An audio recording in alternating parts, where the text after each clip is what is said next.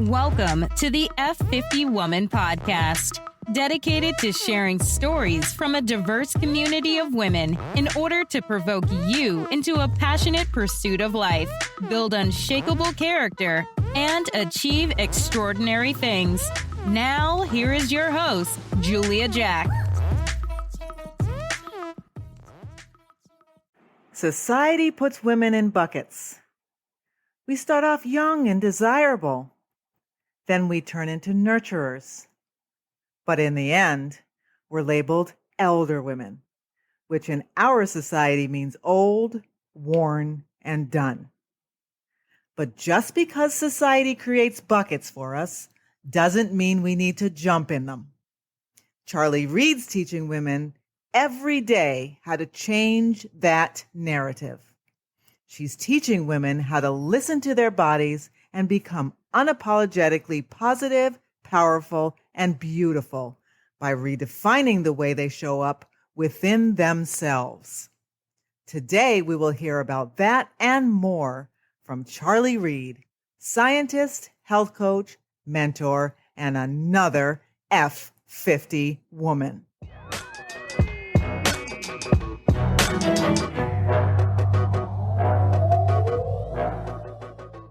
Hey, thank you for joining the F50 Woman Podcast. Today, I am here with Miss Charlie Reid, Charlie Harris Reid.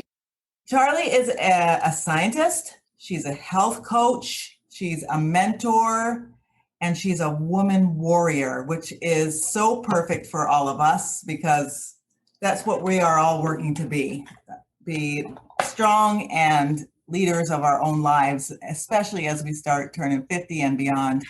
And as you know, I always say, because we're not done yet. So thank you so much for being here, Charlie. Thank you. You're very welcome. I'm so happy to be able to pop by for a little visit. It's too bad we don't have a cup of tea. Yes, I know. Next time, especially when we can be in person. Yeah, absolutely. So I just want to go straight to it. There's three main things I want to cover because we want to learn about you. We want to know who you were, who you are, and really one or two things that just changed everything for you. So can we start by just learning who you were as Little Miss Reid, as a younger person, as a younger woman? Well, actually, my full name is Harris Reid. My Reid is my married name.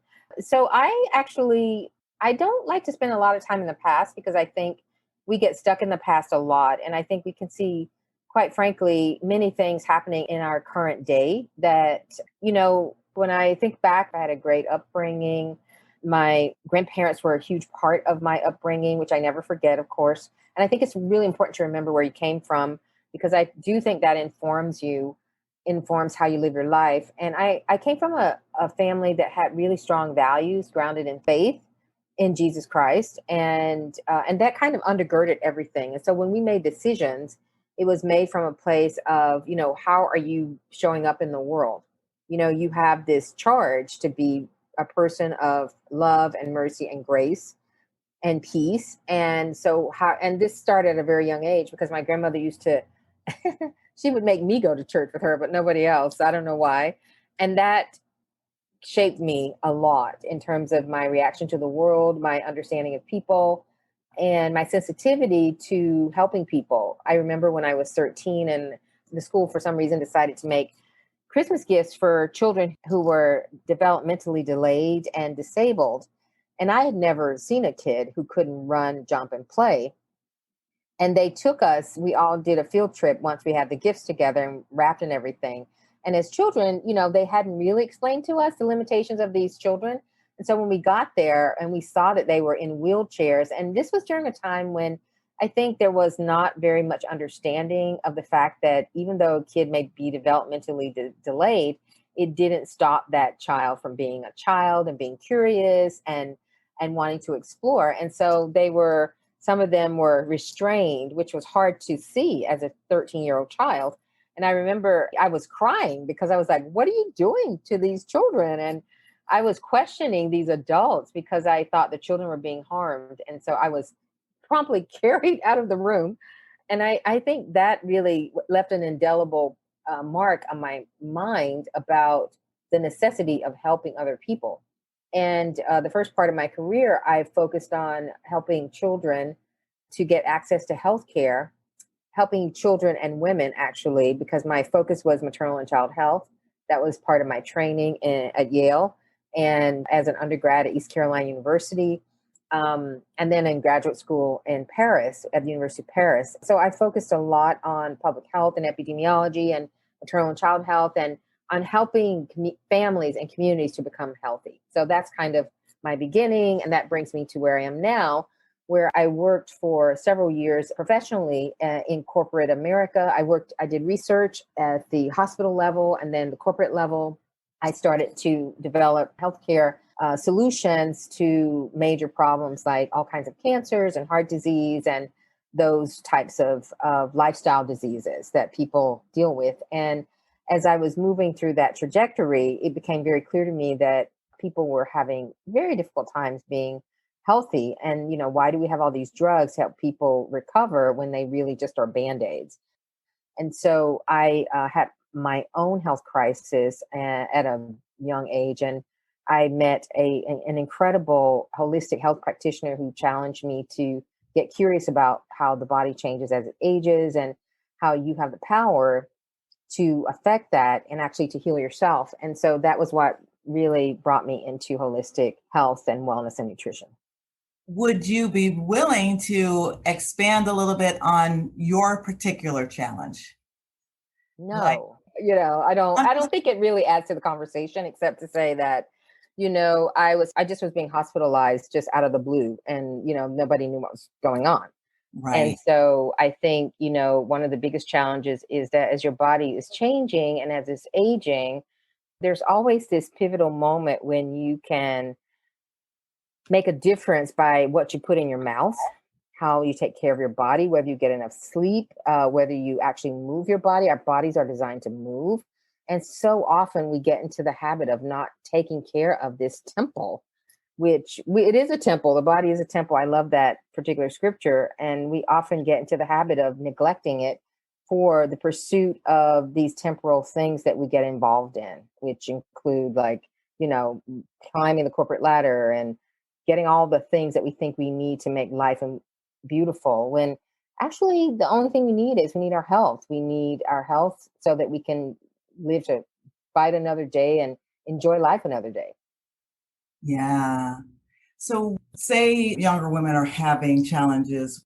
What advice would you give to them sort of early in the stage? I imagine there's some anxiety. I imagine there's fear, not even knowing who to go talk to, or if you should even go talk to someone. So what advice would you give them in that area? Say you just happen to connect with them early and what advice would you give them?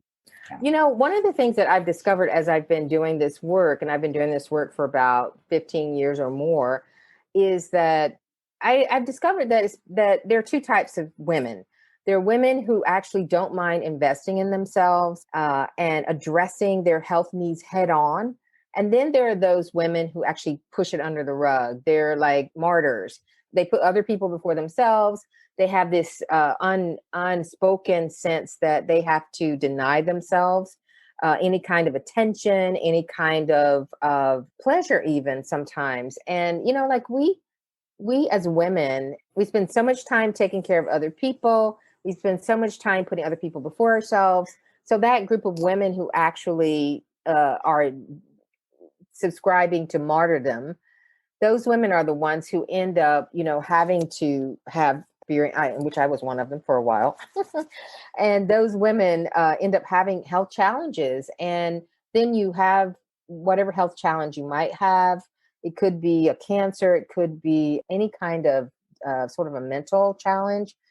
The fact is, the thing I would say is it's never too early to take care of yourself. And the three pillars that I use in my practice as I work with women who are struggling through the menopause transition are nutrition, self-care, and mindset, and working on shifting your mindset and your emotional freedom and regaining emotional freedom. Because just having the permission I give women permission to put themselves first.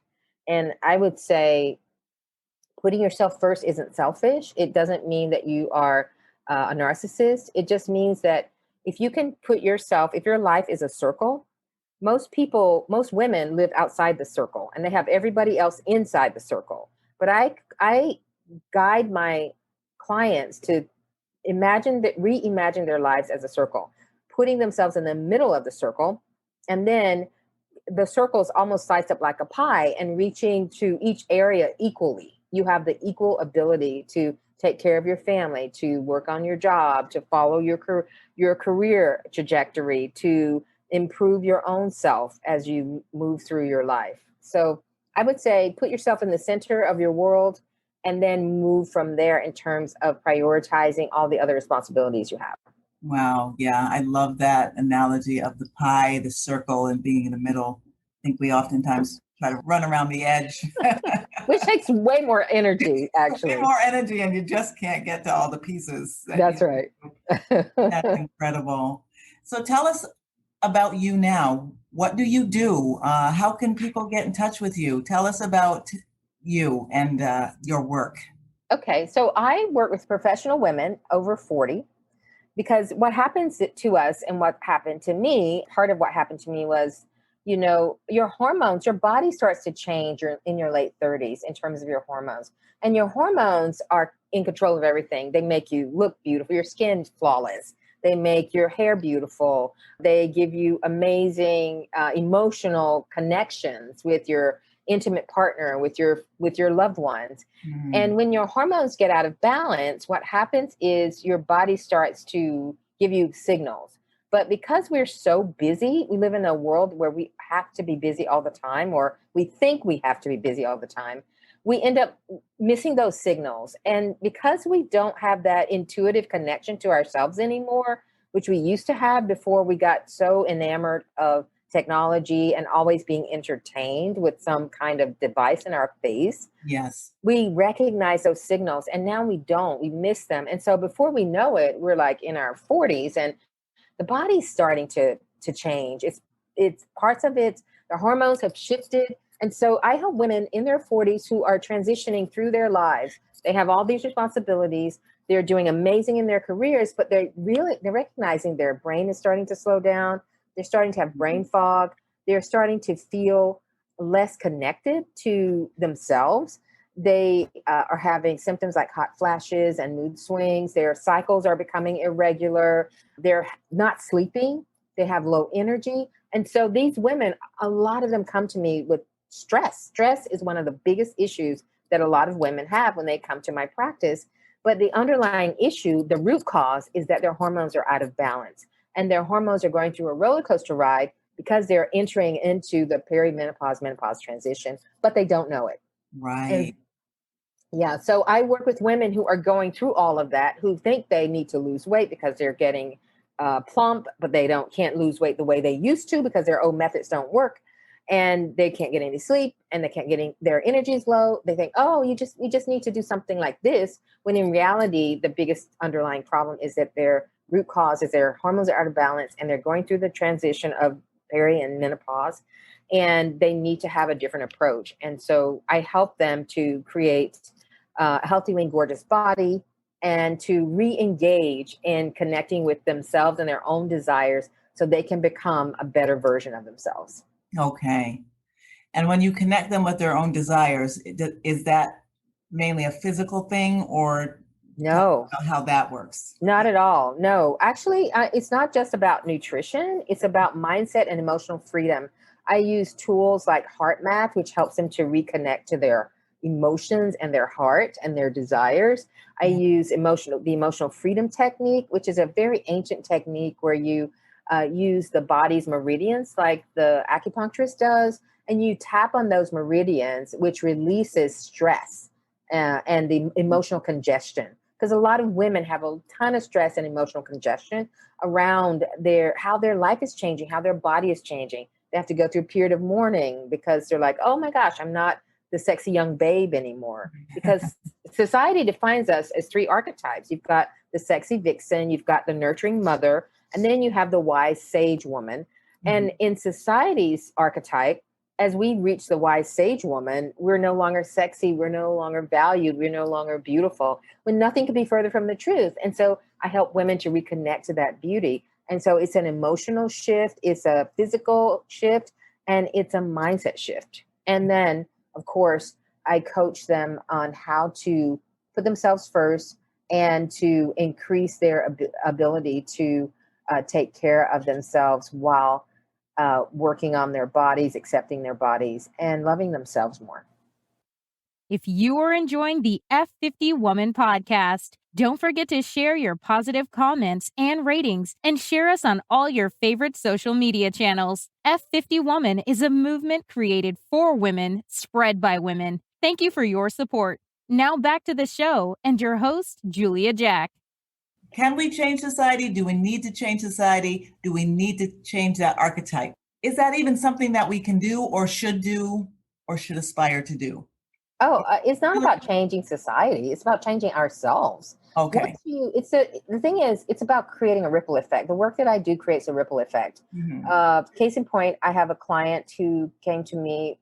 I love all my clients and I fall in love with them, but I coach them on how to fall in love with themselves. And that's the thing that we're missing in society. We're missing a love for ourselves but a wholesome love, a balanced love. And it's not about changing the minds of people, changing the archetype in society. It's about us changing the archetype and the way we see ourselves inside of us. Because as you change how you see yourself and you start to love yourself more, then that creates a ripple effect. Because if you show up in your family, so my client had colon cancer at 35. She's a young woman. She had colon cancer at 35. She fell into remission, but she was really overweight.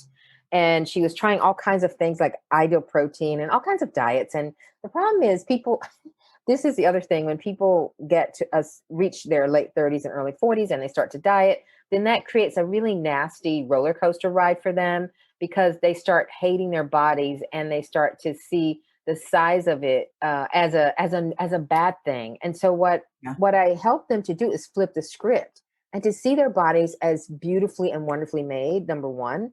But number two, to start to nourish their bodies in a way that is all about loving themselves and appreciating who they are right where they are. So it's not about changing society. It's really about changing us and the way we see ourselves as women. I work in my private practice with women, professional women over 40, but I also work with companies, corporations, because I'm really committed to the idea of creating menopause leave in this country. It exists in London. It doesn't in Europe, in Great Britain, but it doesn't exist here. And most corporations, most companies, 70% of their employees are women. And over 27 million women are in some stage of menopause right now in the US. And our companies and their focus of their health programs are still all about the outside of the body. It's all about, losing weight. It's all about, trying to bring down these health indicators without actually addressing the big issue, which is that we need to help people to create healthier behaviors. But at the same time, corporations are designed around the needs of men and not the needs of women. Mm-hmm. And so what I want to do with my work in menopause, not just in my private clients' lives, but on a corporate level, is to help companies to create menopause-friendly environments that will empower women as some of their top earners, but also educate the whole company about, hey, this is something that women are going through, but it has a ripple effect across the whole family. Yeah, you know what? When you say this, I like it, but my first reaction is, no, we don't want to tell them about this menopause thing and make it a big deal. It feels like you're sort of putting us out there, just putting out another handicap. First it's, becoming a mom, then it's, leave for the kids when they go to school, and now you want to work from home, and, so how do you think that'll be received? Yeah. Other people about it, corporations, and Of course. Yeah. It's not about, here's the thing. Why it's interesting that your first reaction is, oh my gosh, well, then they're going to think something's wrong with us. But listen, when men have problems, they are always embraced. And so when we make the word menopause normal to say in a boardroom, because a woman is giving a presentation, having a hot flash, which I've done, and it's so embarrassing. And so why do we get embarrassed? I want to move women out of shaming, blaming, and complaining into being empowered and feeling empowered and being okay with saying, you know what, I need a break. I need to just have a break. And they understand that she's having a hot flash. She needs to collect herself. And so no, it's actually all about us. So if we react like that, oh my God, they're going to think something's wrong with us. I'm sorry, something is wrong with us. Yeah. Something is wrong with us. We're going through, if men had to go through menopause, it has 34 plus symptoms. If men had to go through menopause, I bet you $1 million that there would be menopause leave right now in the corporate structure. Now, well, I don't know if that's probably true. Yeah, I don't know if you remember Viagra. When I worked on Viagra, because I was working in I was doing health education and bringing new drug therapies to market. One of the drugs I did when I was very early on in my corporate career, was to help bring Viagra to market. Now, when Viagra came out, it was not a erectile dysfunction drug. It was a heart drug, and it dilated blood vessels. And so it kept men from having strokes and heart attacks, rather. Right. And so when it became for ED, oh my gosh, were they embarrassed? Were they ashamed that they couldn't get it up in the bedroom? No. And here we are. We give life. We give birth. We nourish, take care of these men. We love these men. And we are ashamed that we have menopause? Come on. Man, you're making a good point. Were they ashamed that they had to get the little blue pill? No, they were running to get that little blue pill. Come on now. You have made your point well taken. I have to go and rethink all of that. Absolutely. You have a hard stop in a minute or two. Could you please just tell us one book that you would advise women to read? Yes. So I am reading a book called Hunger, and it's a book written by a woman. Oh gosh, Roxane Gay. She's an amazing writer. She writes for the New York Times. At her largest, she was 571 pounds. You know, people would look at her and judge her. And so she's an amazing journalist. And this book is written to share that everything that people think they know about why she's the size she is absolutely not. So it's all about what happened to her, the things that led her to use food to hide herself when she really wanted to be seen. Mm-hmm. And I think it really does help us it gives us a window into understanding that just because we weigh a certain size, that doesn't mean that we are no longer a person. Yes. Very nice. Thank you. And so her telling her story sets her free. And she says this book is not going to be one of those stories where you see a before and after photo. I coach women to accept themselves and start loving their bodies while they work on it. And this book, Hunger, by Roxane Gay, is one of those. It's a memoir of her body. Mm-hmm. And it actually gives women wonderful food for thought so that they can actually think maybe differently about how they see themselves. And as I said, focus on loving themselves more. Yeah, I love it. I'm going to look for that book. So thank you so much for sharing that. You're welcome. And I want to make sure everybody gets your contact information. How can people get in touch with you after this podcast? What's the best way to get you? Sure. They can reach me on my website, which is thecharliereid.com. That's CharlieReid.com. Or they can send me, there's actually a quiz on my website that they can take for free if they're going through the menopause transition. And it actually will help them to understand their menopausal mood. Thecharliereid.com is my website. And they can always drop me an email at charlie@thecharliereid.com. Thank you so very much. I know there's just so much more meat in there, that you have so much to share. And I'm thankful that you took time to hang out with me and share a little bit what you know. I'm going to think about that menopause, whatever you call it, time out for women. Menopause leave for women. We need it. Listen, we need it. There are too many women suffering in the workplace and and getting judged because their performance has changed. When men have no idea the struggles that women are undergoing through their physical changes. So I just think it's one of the things that women absolutely need. And yes, there are steps that we'll go through. I think right now, ultimately, my goal is to help corporations to develop a menopause toolkit, because a lot of women don't even know that they're going through menopause. And so what I want to do is just educate them. Yeah, it's like another angle of diversity almost, because it's another piece of the difference that we need to be educated on. Thank you so much. I'm going to share that with my girlfriends. Okay, sounds good. They're going to be surprised. Thank you, Charlie, so much. So much, Julia. It's such a pleasure. Take care. Have the best day ever. Thank you. Bye. You've been listening to the F50 Woman Podcast. Join the F50 Woman movement and this diverse group of voices to help change the world one woman at a time. Why should you join at your age? Because we're not done yet.